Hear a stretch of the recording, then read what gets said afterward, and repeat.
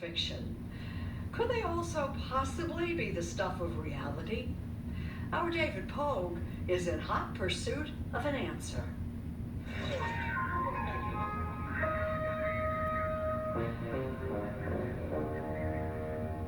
We've always been fascinated by aliens. We have come to visit you in peace and with goodwill. And that's putting it mildly.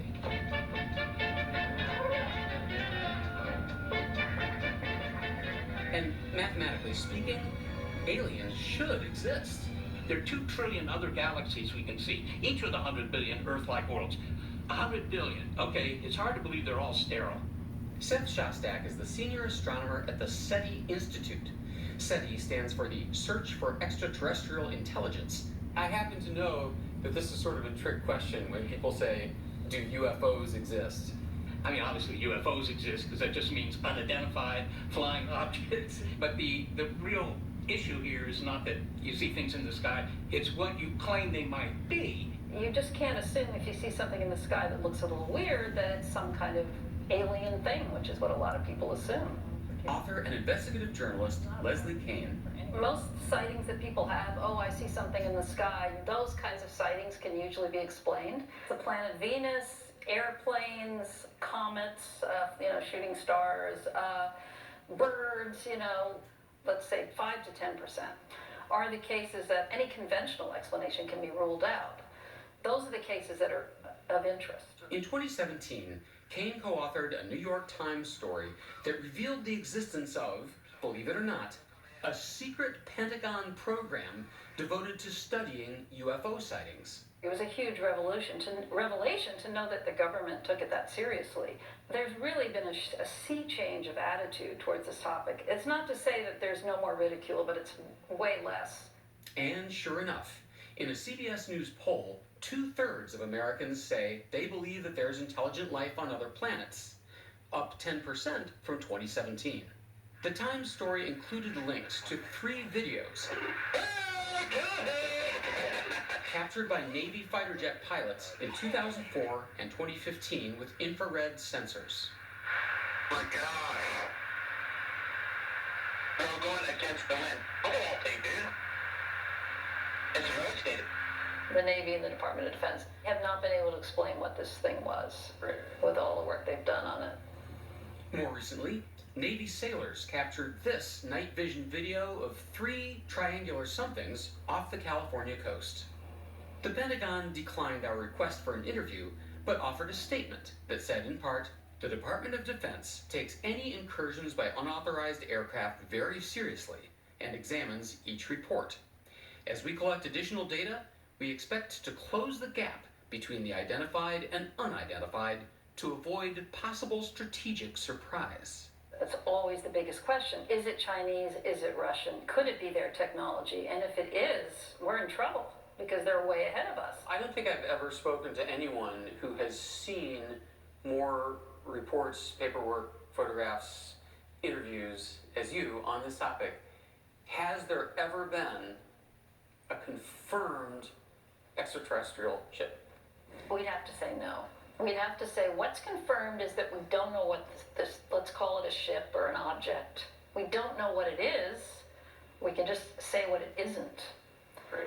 And you can ask yourself, well then what? And of course, what we call the extraterrestrial hypothesis is a valid one. I mean, maybe it is from some other place in the universe. Now, the military's secret program was only one 2017 surprise. Oumuamua was another. Oumuamua, which means scout in Hawaiian, is something that a Hawaiian telescope glimpsed in 2017 just as it was leaving the solar system. We cannot really chase it. It's moving faster than any rocket that we can produce. Avi Loeb teaches astrophysics at Harvard.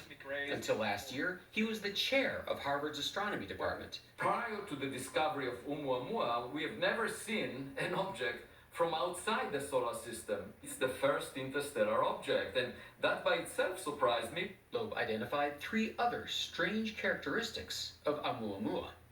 First, it seemed to be flat, like a pancake. Second, it had no tail, as a comet does. Finally, it was accelerating away from the sun as though being pushed. And in order for that to happen, the object had to be very thin, sort of like a sail reflecting light, instead of reflecting the wind as you find on a sailboat. A pair of Harvard scientists say a massive, fast-moving visitor to our solar system may have been a probe sent by an advanced alien civilization. So we suggested that perhaps this object is a technological relic. In fact, a sail produced by another civilization, and the first indication that such a civilization exists.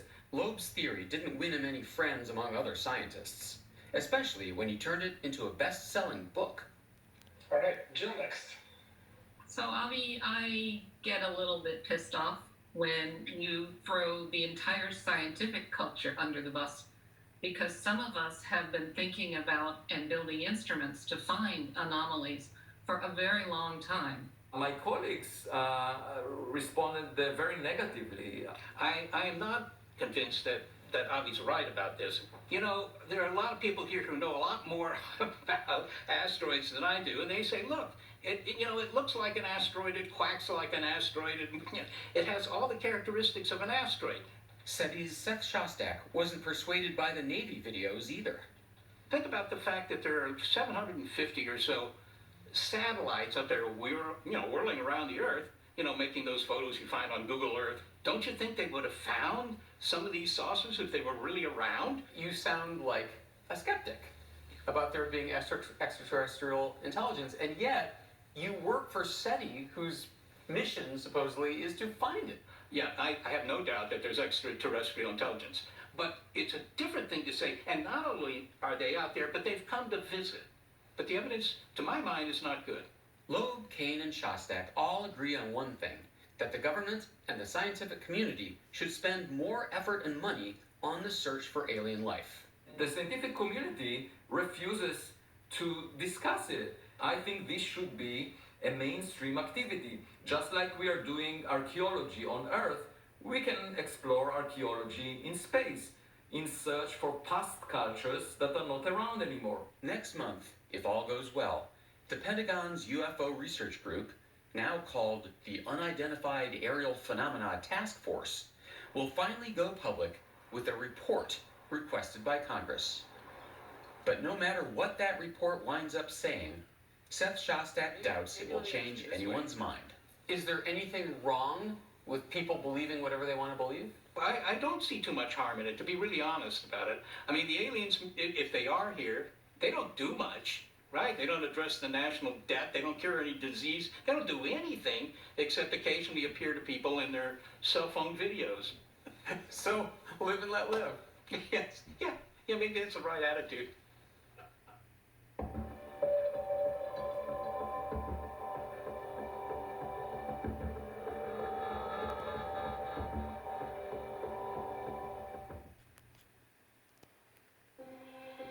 Some days